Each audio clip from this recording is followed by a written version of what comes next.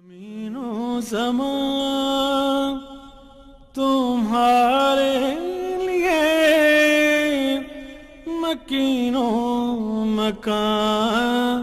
تمہارے لیے، زمین و زمان تمہارے لیے۔ اعوذ باللہ من الشیطان الرجیم، بسم اللہ الرحمن الرحیم۔ الحمد للہ الواحد الاحد الفرد الصمد الذی لم یلد ولم یولد ولم یکن لہ کفوا احد، والصلاة والسلام علی سید الانبیاء والمرسلین وعلی شفیعنا وشفیع المذنبین ابی القاسم محمد وآلہ الطاہرین الطیبین المعصومین، لا سیما علی بقیۃ اللہ فی العالمین، واللعنۃ الدائمۃ علی اعدائہم اجمعین من یوم عداوتہم الی قیام یوم الدین وبعد یوم الدین، اما بعد فقد قال اللہ الحکیم فی کتابہ المجید مخاطبا لحبیبہ المصطفیٰ وما ارسلناک الا رحمۃ للعالمین۔ ربیع الاول کا مہینہ خوشیوں کا مہینہ ہے۔ اس مہینے میں وہ ہستی جس کو اللہ تعالیٰ نے عالمین کے لیے رحمت بنایا، وہ اس زمین پر تشریف لے آئے۔ ہمارے لیے یہ بڑا اعزاز کی بات ہے کہ ہم حضور پاک کی امت سے ہیں، اور حضور پاک صلی اللہ علیہ وسلم کی شفاعت سے اللہ تبارک و تعالیٰ کی رحمتیں وصول کریں گے اور جنت الفردوس میں پہنچیں گے انشاءاللہ۔ ہمارے گفتگو کا عنوان ہے شان مصطفیٰ بزبان علی مرتضیٰ علیہ السلام۔ مصطفیٰ کی شان اللہ ہی بہتر سمجھتا ہے۔ جس رب نے انہیں خلق کیا ہے اسے پتہ ہے کہ میرے مصطفیٰ کی شان کیا ہے۔ حضور پاک صلی اللہ علیہ وسلم نے فرمایا کہ اپنے بھائی، اپنے وزیر، اپنے مشیر، اپنے وصی علی مولا علیہ السلام کو کہ علی، میری بارے میں یا میرا رب جانتا ہے یا آپ کو پتہ ہے، آپ جس کو اللہ تعالیٰ نے علم کے لیے باب اور دروازہ بنایا ہے، اللہ تعالیٰ نے مجھے علم کا خزانہ بنایا ہے، علم کا ظرف بنایا ہے، اور اس علم کے ظرف کا دروازہ آپ کو قرار دیا ہے۔ آپ الہی معرفت کا زینہ ہیں، الہی معرفت تک پہنچانے کا وسیلہ ہیں، اور میری معرفت دینے کے لیے بھی اللہ تعالیٰ نے آپ کو خلق فرمایا ہے۔ تو آپ مجھے جانتے ہیں یا میرا رب تعالیٰ، اور تیری معرفت بھی جس طرح مجھے ہے کسی اور کے نہیں،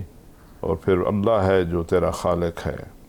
اور اللہ کی حقیقی معرفت جو مجھے ہے اور میرے بعد جو اللہ تعالیٰ نے تجھے اپنی معرفت عطا کی ہے کسی اور کے پاس نہیں ہے۔ لذا شان مصطفیٰ جاننے کے لیے ہم نے مولا کائنات امیر المؤمنین علیہ السلام کے خطبات سے آپ کے بیانات کا انتخاب کیا ہے۔ نہج البلاغہ میں خطبہ نمبر 72 ہے، جس میں آپ نے سب سے پہلے تو اللہ تبارک و تعالیٰ سے دعا کی ہے کہ اے اللہ، اپنی پاکیزہ ترین اور مسلسل بڑھنے والی برکات کو اپنے عبد، اپنے بندہ اور اپنے رسول حضرت محمد مصطفیٰ صلی اللہ علیہ وآلہ وسلم پر قرار دے۔ اور اس کے بعد آپ نے اس خطبہ میں حضور پاک کی 22 صفات کا تذکرہ کیا ہے، اور ہر صفت جو ہے وہ شان مصطفیٰ کو بیان کر رہی ہے۔ نمبر 1، اے اللہ وہ محمد صلی اللہ علیہ وآلہ وسلم جو سابقہ نبوتوں کے ختم کرنے والے، 2، دل و دماغ کے بند دروازوں کو کھولنے والے، نمبر 3، حق کے وسیلہ سے حق کا اعلان کرنے والے، نمبر 4 باطل کے جوش اور ولولہ کو دفع کرنے والے 5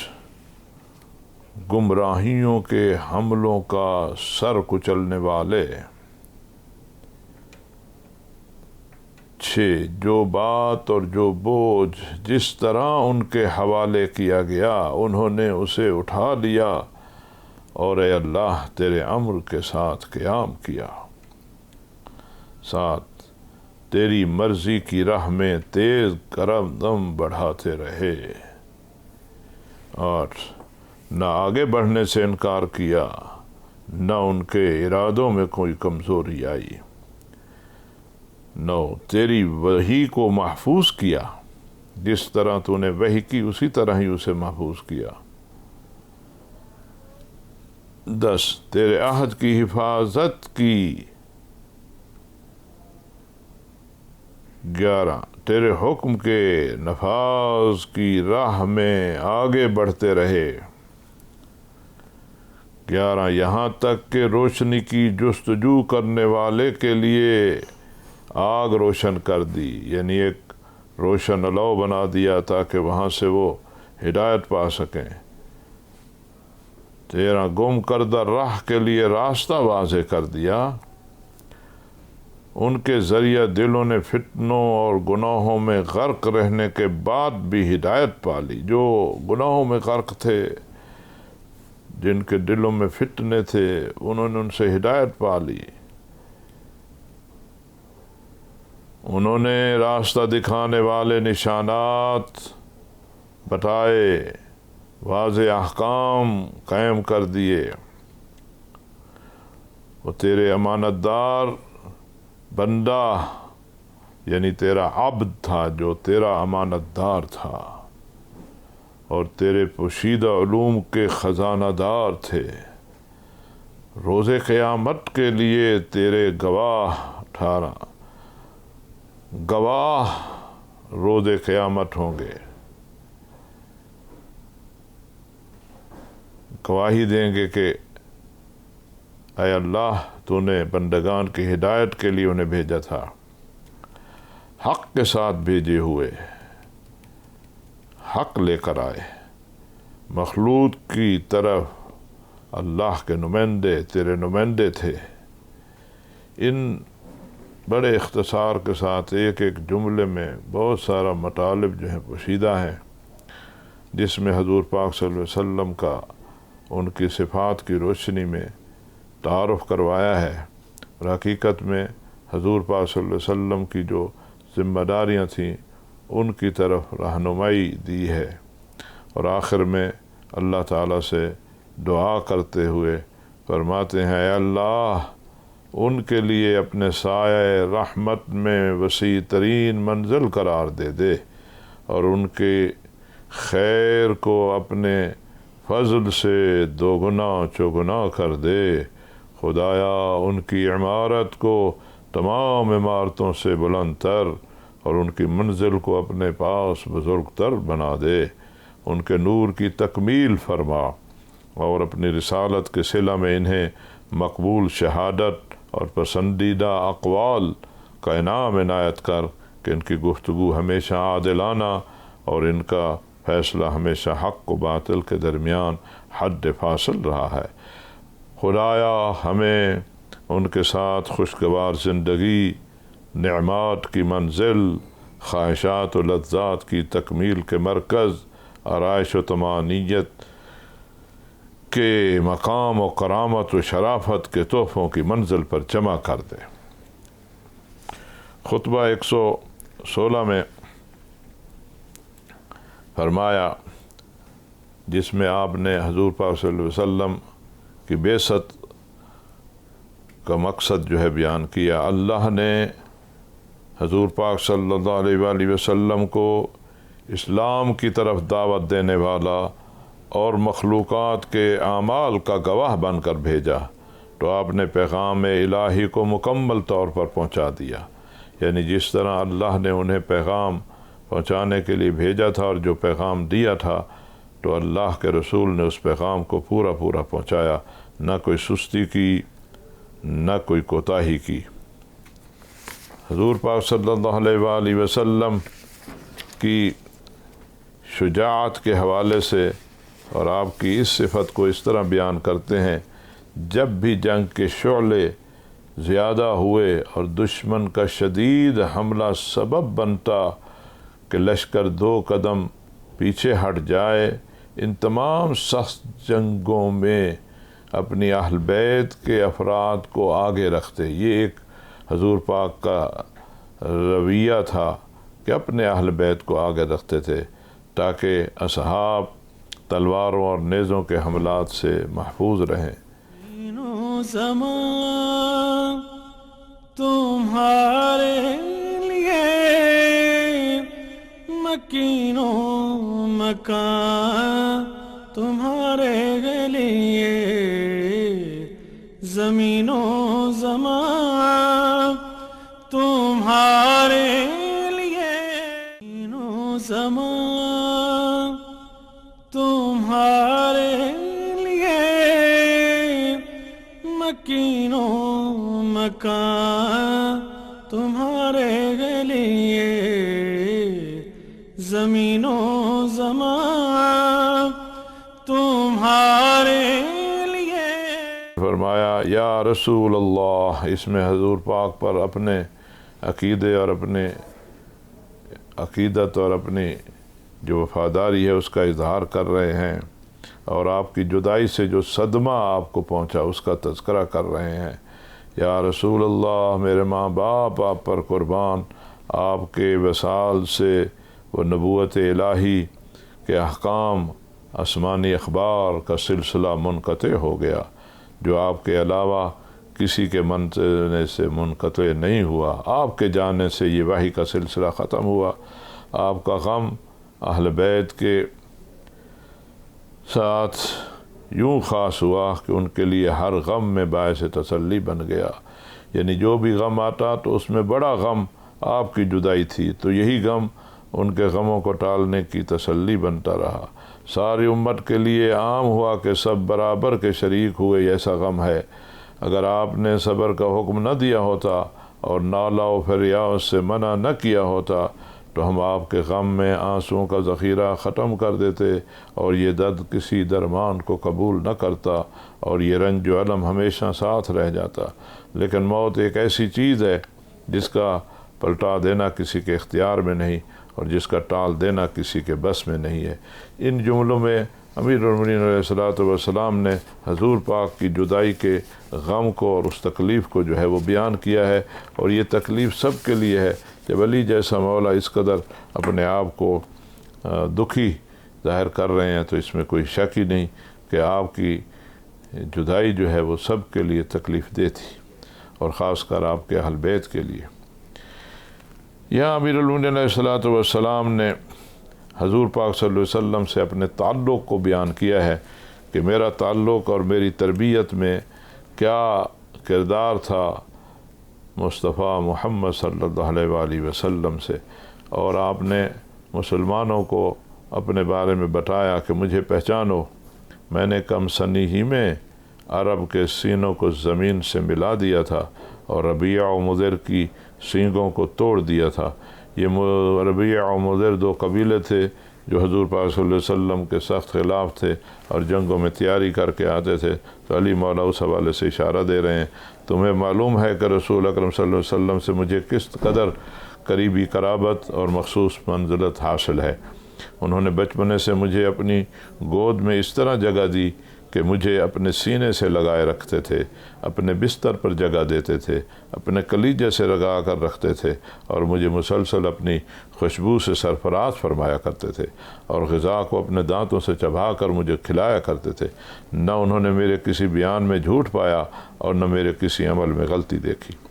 اور اللہ نے دودھ بڑھائی کے دور ہی سے ان کے ساتھ ایک عظیم ترین فرشتے کی ہمراہی عطا فرما دی۔ ان جملوں میں حضور پاک صلی اللہ علیہ وسلم کے بچپن کی طرف اشارہ کر رہے ہیں اور بتا رہے ہیں کہ مصطفیٰ صلی اللہ علیہ وآلہ وسلم کی شان یہ ہے کہ اللہ تبارک و تعالیٰ نے بچپن سے ہی ان کے ساتھ ایک عظیم فرشتے کی ہمراہی عطا کر دی، جو ان کے ساتھ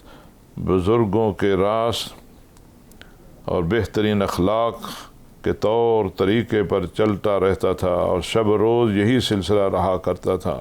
اور میں بھی ان کے ساتھ اسی طرح چلتا تھا جس طرح بچہ ناکا کا بچہ جو ہے اپنی ماں کے ہمراہ چلتا ہے۔ وہ روزانہ میرے سامنے اپنے اخلاق کا ایک نشانہ پیش کرتے تھے اور پھر مجھے اس کی اقتداء کرنے کا حکم دیتے تھے۔ یعنی ان بیانات میں مولا علی یہ بتا رہے ہیں کہ میری تربیت جو ہے میرے حبیب مصطفیٰ نے کی، اور پھر اسلام کا آغاز کس طرح ہوتا ہے اس کو بیان کرتے ہوئے فرماتے ہیں کہ حضور پاک صلی اللہ علیہ وسلم، مصطفیٰ محمد صلی اللہ علیہ وسلم ہر سال کچھ عرصہ کے لیے غار حرا میں گزارا کرتے تھے، جہاں صرف میں انہیں دیکھتا تھا اور کوئی دوسرا نہ ہوتا تھا۔ اس وقت رسول اکرم صلی اللہ علیہ وآلہ وسلم اور جناب خدیجہ صلوات اللہ علیہا کے علاوہ گھر میں اسلام کا گزر نہ ہوا تھا کسی اور کے گھر میں، یعنی اسی گھر میں ہی فقط اسلام تھا، اور ان کا تیسرا میں تھا۔ میں نور وحی رسالت کا مشاہدہ کیا کرتا تھا اور خوشبو رسالت سے دماغ کو معطر رکھتا تھا۔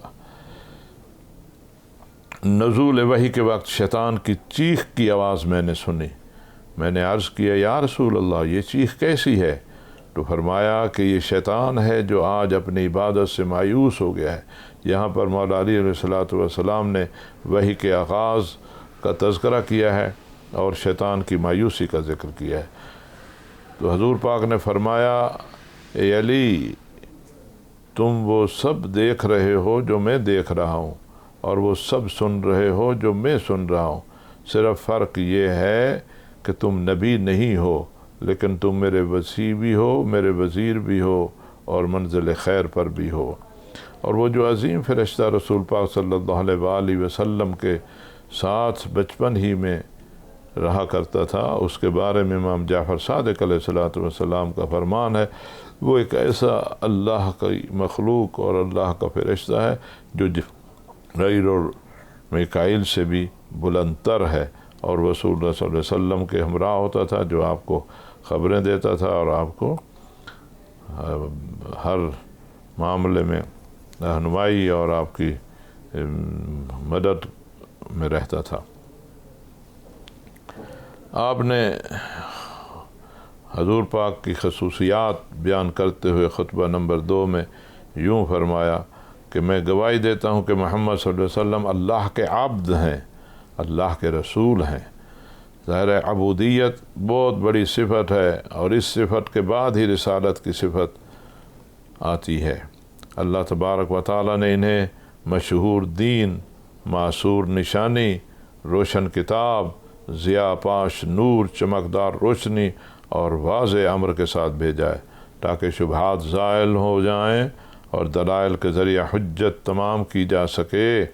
آیات کے ذریعہ ہوشیار بنایا جا سکے، مثالوں کے ذریعہ ڈرایا جا سکے۔ یعنی لوگوں کی ہدایت کا پورا سامان جو ہے حضور پاک کے پاس تھا، اور یہاں پر بندگی کی گواہی پہلے دی ہے اور حضور پاک صلی اللہ علیہ وسلم کی رسالت کی گواہی بعد میں دی ہے، کیونکہ رسول پاک صلی اللہ علیہ وسلم کی رسالت بعد میں ہے اور آپ کا عبد خدا ہونا پہلے ہے۔ امام علی علیہ السلام یوں فرماتے ہیں کہ پروردگار نے انہیں بہترین منزل میں مستقر کیا، وہ مسلسل شریف ترین اسلاب سے پاکیزہ ترین ارحام کی طرف منتقل ہوتے رہے کہ جب کوئی بزرگ گزر گیا تو دین خدا کی ذمہ داری بعد والے نے سنبھال لی۔ یعنی اس جگہ اس جملے سے آپ نے یہ فرمایا کہ حضور پاک صلی اللہ علیہ وسلم کے تمام اجداد،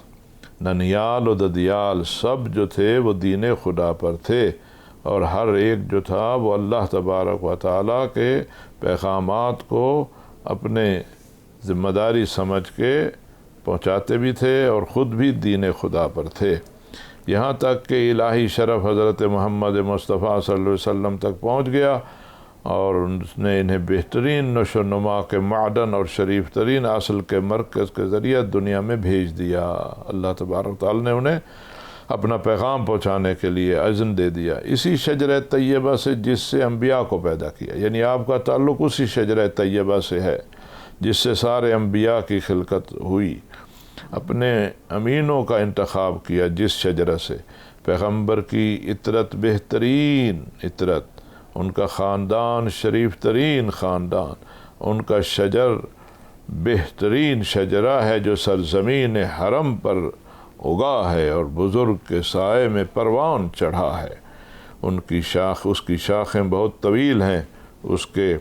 پھل انسانی دسترس سے بالاتر ہیں، وہ اہل تقوی کے امام اور طالبان ہدایت کے لیے سرچشمہ بصیرت ہیں، وہ ایسا چراغ ہیں جس کی روشنی لو دے رہی ہے، اور ایسا ستارہ ہیں جس کا نور درخشاں ہے، ایسا چکماق ہیں جس کی چمک برق سا ہے، ان کی سیرت میانہ روی، ان کی سنت رشد و ہدایت، ان کا کلام حرف آخر اور ان کا فیصلہ عادلانہ ہے۔ اللہ نے انہیں اس وقت بھیجا جب انبیاء کا سلسلہ موقوف تھا اور بدعملی کا دورہ تھا اور امت غفلت میں ڈوبی ہوئی تھی۔ ان صفات کے ذریعے آپ نے مصطفیٰ محمد صلی اللہ علیہ وسلم کی شان کو بیان کیا ہے۔ خطبہ نمبر 99 میں فرماتے ہیں، اللہ نے انہیں اس دور میں بھیجا جب رسولوں کا سلسلہ موقوف تھا، امتیں خواب غفلت میں پڑی ہوئی تھیں، فتنے سر اٹھائے ہوئے تھے اور جملہ امور میں ایک انتشار کی کیفیت تھی، جنگ کے شعلے بھڑک رہے تھے، دنیا کی روشنی کجلائی ہوئی تھی اور اس کا فریب واضح تھا، ہر طرف دھوکہ تھا، باغ زندگی کے پتے زرد ہو چکے تھے، ثمرات حیات سے مایوسی پیدا ہو چلی تھی، پانی بھی تہ نشیں ہو چکا تھا، ہدایت کے مینارے بھی مٹ گئے تھے، ہلاکت کے نشانات نمایاں تھے، یہ دنیا اپنے اہل کو ترس روئی سے دیکھ رہی تھی اور اپنے طلبگاروں کے سامنے منہ بگاڑ کر پیش آ رہی تھی، اس کا ثمرہ فتنہ تھا اور اس کی غذا مردار، اس کا اندرونی لباس خوف تھا اور بیرونی لباس تلوار۔ ان حالات میں اللہ تبارک و تعالی نے اپنے پیارے مصطفیٰ کو اس انسان کی ہدایت کے لیے اور رہنمائی کے لیے بھیجا، یہاں تک کہ مالک نے اپنا وعدہ پورا کرنے اور اپنی نبوت کو مکمل کرنے کے لیے حضرت محمد مصطفیٰ صلی اللہ علیہ وسلم کو بھیج دیا، جس کے بارے میں سارے انبیاء سے عہد لیا جا چکا تھا، جن کی علامات مشہور تھیں اور جن کی ولادت مسعود مبارک تھی۔ اس وقت اہل زمین متفرق مذاہب میں منتشر خواہشات اور مختلف راستوں پر گامزن تھے، کوئی خدا کو مخلوقات کی تشبیہ بنا رہا تھا، شبیہ بنا رہا تھا، کوئی اس کے ناموں کو بگاڑ رہا تھا اور کوئی دوسرے خدا کا اشارہ دے رہا تھا۔ مالک رب تعالی نے آپ کے ذریعہ سب کو گمراہی سے ہدایت دی اور جہالت سے باہر نکال کیا۔ زمان تمہارے لیے مکین و مکان تمہارے لیے زمین و زمان تمہارے لیے زمین و زمان تمہارے لیے مکین و مکان تمہارے لیے زمین و زمان تمہارے لیے۔ خطبہ نمبر 26 میں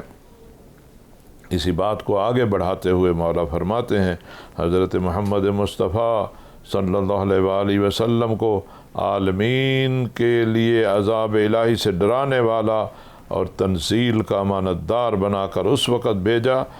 جب تم گروہ عرب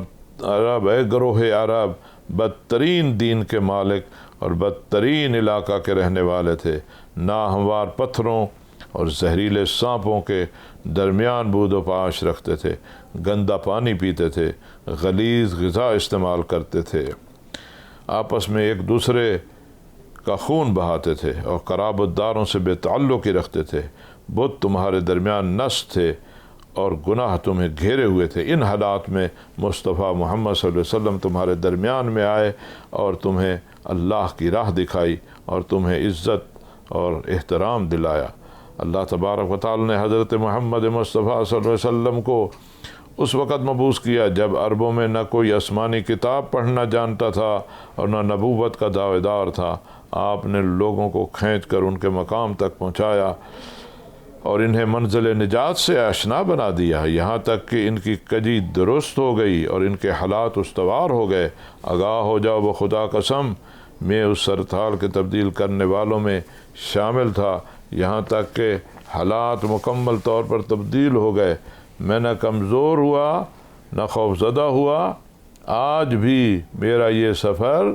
ویسے ہی مقاصد کے لیے ہے۔ میں باطل کے شکم کو چاک کر کے ان کے پہلو سے وہ حق نکال لوں گا جسے اس نے مظالم کی تہوں میں چھپا دیا ہے۔ یہاں مولا علی یہ فرما رہے ہیں کہ مصطفیٰ محمد صلی اللہ علیہ وسلم نے جس طرح تمہیں ہلاکت سے نجات دی اور تم ظلم کی چکی میں پس رہے تھے، دوسروں پر ظلم و ستم کرتے تھے، جنگوں میں مبتلا تھے، بتوں کی پرستش کرتے تھے، میرے حبیب مصطفیٰ صلی اللہ علیہ وسلم نے تم کو نکالا اور ان کے جانے کے بعد پھر فتنوں نے سر کھڑا کیا، تو میں تو اس راستے کو نہیں چھوڑا اور میں اس سفر میں ویسے ہی مقاصد کو لیے ہوں جو حضور پاک صلی اللہ علیہ وسلم ہمیں بتا کر گئے ہیں، اور میں باطل کے شکم کو چاک کر کے اس کے پہلو سے بھی حق کو نکال لوں گا اور جس کو مظالم کی تہوں میں چھپا دیا ہے۔ اور پھر فرمایا اپنے بارے میں کہ ہم رسول اکرم صلی اللہ علیہ وسلم اپنے خاندان کے بزرگ، بچے، بھائی، چچاؤں کو بھی قتل کر دیا کرتے تھے، یعنی مصطفیٰ محمد صلی اللہ علیہ وسلم کی اتباع میں ہم کسی کی پرواہ نہیں کرتے تھے۔ اس سے ہمارے ایمان اور جذبہ تسلیم میں اضافہ ہی ہوتا تھا، ہم برابر سیدھے راستے پر بڑھتے ہی جا رہے تھے اور مصیبتوں کی سختیوں پر صبر ہی کرتے جا رہے تھے اور دشمن سے جہاد میں کوششیں ہی کرتے جا رہے تھے۔ ہمارا سپاہی دشمن کے سپاہی سے اس طرح مقابلہ کرتا تھا جس طرح مردوں کا مقابلہ ہوتا ہے کہ ایک دوسرے کی جان کے درپے ہو جائیں، جس طرح مردوں کا مقابلہ ہوتا ہے کہ ایک دوسرے کی جان کے درپے ہو جائیں، ہر ایک کو یہی فکر ہو کہ دوسرے کو موت کا جام پلا دے۔ پھر ہم دشمن کو مار لیتے تھے اور کبھی دشمن ہم پر غلبہ ہو جاتا دشمن کا ہم پر۔ اس کے بعد جب خدا نے ہماری صداقت کو آزما لیا تو ہمارے دشمن پر ذلت نازل کر دی، ہمارے اوپر نصرت کا نزول فرما دیا،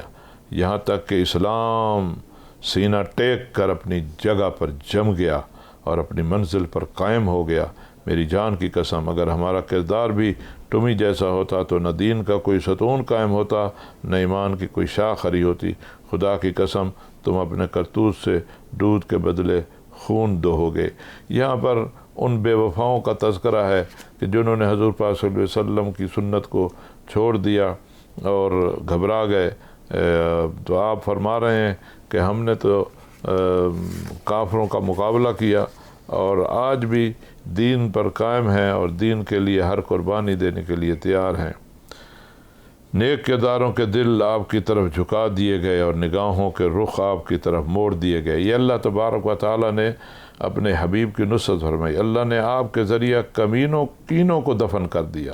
عداوتوں کے شعلے بجھا دیے، یعنی آپ کی آمد سے جو دشمنیاں تھیں وہ ختم ہوئیں، لوگوں کو بھائی بھائی بنا دیا، کفر کی برادری کو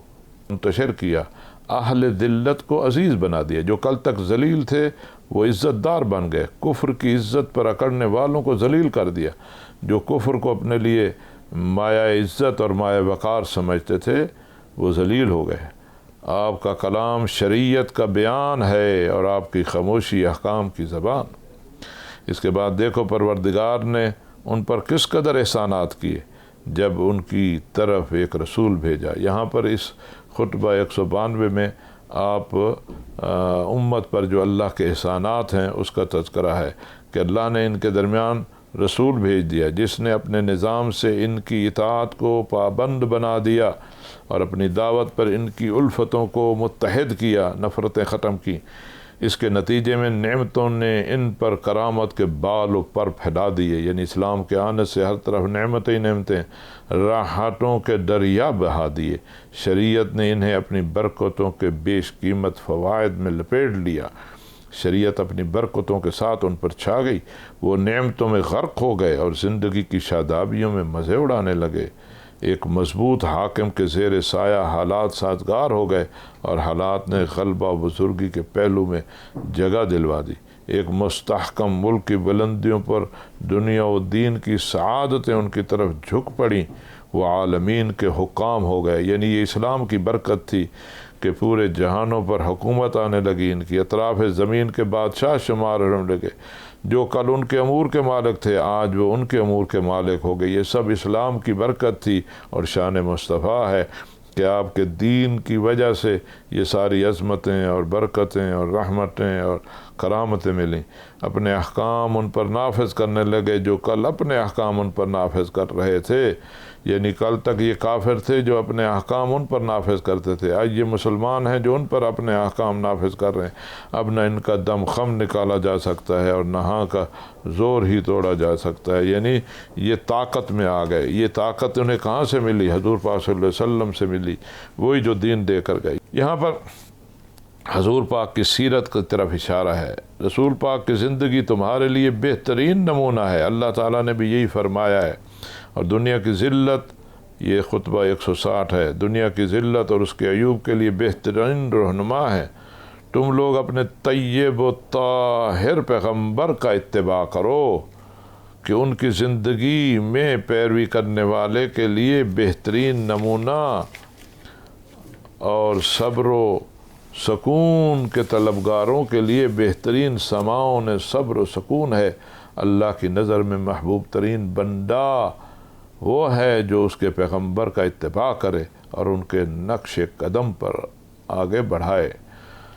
یعنی وہی کامیابی کی طرف جائے گا جو حضور پاک صلی اللہ علیہ وسلم کی سنت پر عمل کرے گا، جو اور ان کی زندگی میں جو کچھ وہ ہمیں دے کر گئے اس پر عمل پیرا رہے گا۔ رسول اللہ صلی اللہ علیہ وسلم کے لیے دعائیہ کلمات ظاہر امت کی ذمہ داری قرار پائی کہ اللہ تبارک و تعالیٰ نے فرمایا کہ اللہ کے فرشتے حبیب مصطفیٰ محمد صلی اللہ علیہ وسلم پر صلوات بھیجتے ہیں، تم بھی صلوات پڑھو، اللہم صلی علی محمد و آل محمد۔ تو یہاں پر اسی حوالے سے آپ نے ایک دعائیہ جملے یہاں پر فرمائے ہیں، اے اللہ اپنی پاکیزہ ترین اور مسلسل بڑھنے والی برکات کو اپنے بندہ، اپنے عبد، اپنے رسول حضرت محمد مصطفیٰ صلی اللہ علیہ وسلم پر قرار دے، جو سابقہ نبوتوں کے ختم کرنے والے، دل و دماغ کے بند دروازوں کو کھولنے والے، حق کے ذریعے حق کا اعلان کرنے والے، باطل کے جوش و خروش کو دفع کرنے والے، گمراہیوں کے حملوں کا سر کچلنے والے تھے، جو بار جس طرح ان کے حوالے کیا گیا انہوں نے اٹھا لیا، تیرے امر کے ساتھ قیام کیا، تیری مرضی کی راہ میں تیز قدم بڑھاتے رہے، نہ آگے بڑھنے سے انکار کیا، نہ ان کے ارادوں میں کمزوری آئی، تیری وحی کو محفوظ کیا، تیرے حکم کے نفاذ کی راہ میں بڑھتے رہے، یہاں تک کہ روشنی کی جستجو کرنے والوں کے لیے آگ روشن کر دی اور گم کردہ راہ کے لیے راستہ واضح کر دیا۔ ان کے ذریعہ دلوں نے فتنوں اور گناہوں میں غرق رہنے کے بعد بھی ہدایت پا لی، اور انہوں نے راستہ دکھانے والے نشانات اور واضح احکام قائم کر دیے۔ وہ تیرے امانت دار عبد تھے، تیرے پوشیدہ علوموں کے خزانہ دار، روز قیامت کے لیے تیرے گواہ، حق کے ساتھ بھیجے ہوئے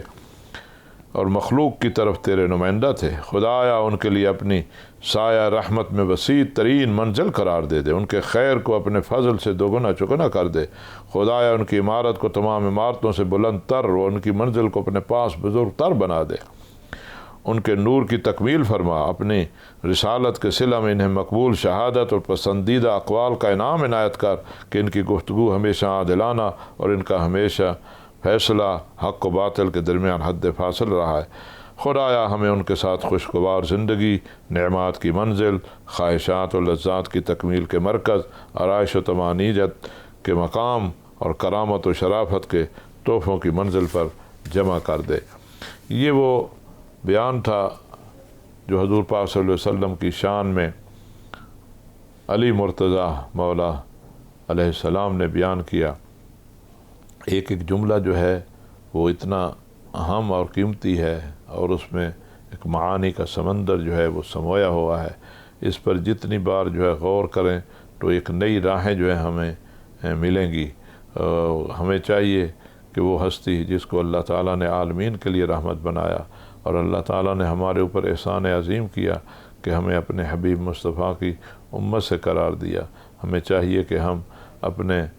پیارے نبی محمد مصطفیٰ صلی اللہ علیہ وآلہ وسلم کی بتائی ہوئی راہ پر چلیں، اور ان کی زندگی کو اپنے لیے نمونہ عمل قرار دیں، اور ان کی بتائی ہوئی جو رہنمائیاں ہیں اور جو ہدایات ہیں ان کو نہ بھولیں، اور انہی کی وجہ سے اور انہی کے ذریعے ہی ہم کامیاب زندگی گزار سکتے ہیں۔ دنیا میں بھی ہماری کامیابی حضور پاک صلی اللہ علیہ وسلم کی اتباع میں ہے، اور آخرت میں بھی ہمیں جنت الفردوس ان کی اتباع ہی سے ملے گی۔ اللہم عجل ولیک الفرج والعافیت والنصر۔ زمین و زمان تمہارے لیے، مکین و مکان تمہارے لیے، زمین و زمان